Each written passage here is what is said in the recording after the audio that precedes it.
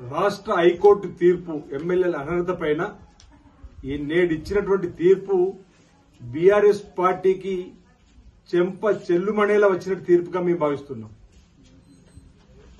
Speaker గారికి ఉన్నటువంటి విశేష అధికారాలు మేము మొదటి నుంచి చెప్తున్నాం.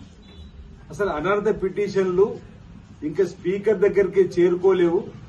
అసెంబ్లీ కార్యదర్శి గారి దగ్గర ఉన్నప్పుడే ఎమ్మెల్యేలందరూ హైకోర్టుకు వెళ్లి దీనిపైన తీర్పు ఇవ్వాలని చెప్పని వెళ్తున్న క్రమంలో స్పీకర్ గారికి ఉన్నటువంటి విశేష అధికారులు ఒకసారి గుర్తు చేసినప్పటికీ కూడా కేటీఆర్ గారు ఇంతెంత ఎగురుతూ అప్పుడే ఉప ఎన్నికలు వచ్చేస్తున్నట్టుగా ఓ ఫీలింగ్ కల్పించేసి భ్రమలు కల్పించేసి వాళ్ళు 10 సంవత్సరాల అధికారం ఉన్నప్పుడు 60 మంది శాసనసభ్యుల్ని శాసనమండలి సభ్యుల్ని నిర్లజ్జగా పార్టీలో చేర్చుకొని పార్టీలను కూడా వాళ్ళ పార్టీలో విలీనం చేసుకొని ఈరోజు తెలుగుదేశం పార్టీకి సంబంధించి కానీ వైఎస్ఆర్ పార్టీకి సంబంధించిన కానీ కాంగ్రెస్ పార్టీని కూడా విలీనం చేసుకొని ప్రజాస్వామ్యాన్ని కూని చేసినటువంటి ఈరోజు కేటీఆర్ గారు గొప్ప గొప్ప గొప్ప గొప్ప మాటలు పెద్ద మాటలు అసహించుకునేటువంటి మాటలకు ఈరోజు ఏం సమాధానం చెప్తారో అంటున్నాం.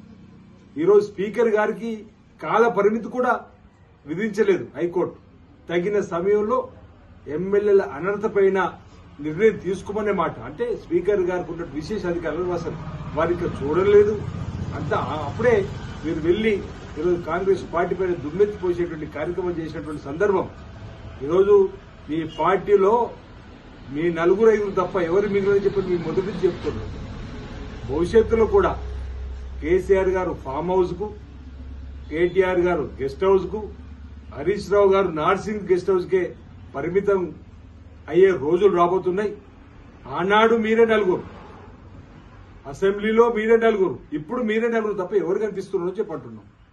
ఈరోజు ఈ ఎమ్మెల్యేల అనర్హత పిటిషన్ పైన కూడా ఈరోజు భంగపడ్డది బీఆర్ఎస్ పార్టీ అని చెప్పని చెప్పక తప్పదు. ఇంకేదో ఇప్పుడు వింటున్నాం, ఏదో పైకోర్టుకు వెళ్తున్నాం. ఎక్కడికి వెళ్లినా స్పీకర్ గారికి ఉన్నటువంటి విశేష అధికారాలు ఎవరైతే స్పీకర్ సంబంధించినటువంటి అంశంలో వారినే తేల్చుకొని చెప్పి వారిని దీనిపై నిర్ణయం తీసుకొని చెప్పనే తీర్పు వస్తుంది తప్ప మరొకటి కాదనేటువంటి భావన ఈ సందర్భంగా నేను వ్యక్తం చేస్తూ బీఆర్ఎస్ పార్టీ వింత పోకడ్లు వాళ్ళ అధికారులు ఉన్నప్పుడు ప్రజాస్వామ్యాన్ని కూలి చేసి పార్టీ విలీనం చేసుకుని 60 మంది శాసనమండలి సభ్యుల్ని చేర్చుకొని ఈరోజు గొప్ప గొప్ప నీతులు చెప్పేటువంటి ప్రయత్నం చేస్తున్నట్టు ప్రజలు గమనిస్తారు.